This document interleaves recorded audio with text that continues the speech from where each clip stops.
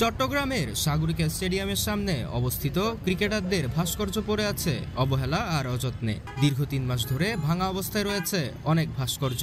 নেই কোনো নিরাপত্তা বেষ্টনী বা রক্ষণাবেক্ষণের ব্যবস্থা। চারপাশে জমে আছে ময়লা।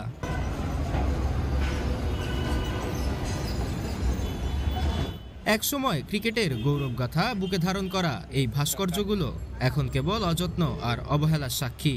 সাগরিকা স্টেডিয়ামের সামনে দাঁড়িয়েই বোঝা যায়, এখানে যতটা শ্রদ্ধা দেখানোর কথা ছিল, বাস্তবে তার উল্টো চিত্র ফুটে উঠেছে।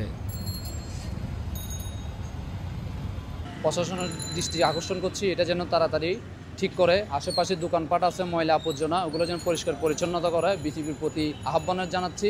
আমাদের চট্টগ্রাম সিটি কর্পোরেশনের মেয়র ডক্টর শাহজাদ হোসেন, ওনার প্রতি আমি দৃষ্টি আকর্ষণ করছি, এখানে চারপাশে ঘিরা যেন দেয়। এলাকাবাসীর দাবি, দ্রুত সংস্কার ও সংরক্ষণের উদ্যোগ নিলে ভাস্কর্যগুলো ফিরে পেতে পারে আগের মর্যাদা। অন্যথায় ক্রিকেটের স্মৃতিকে ঘিরে তৈরি এই নিদর্শনগুলো হারিয়ে যাবে সময়ের কাছে। রাফসান খান, সিটিজি পোস্ট, চট্টগ্রাম।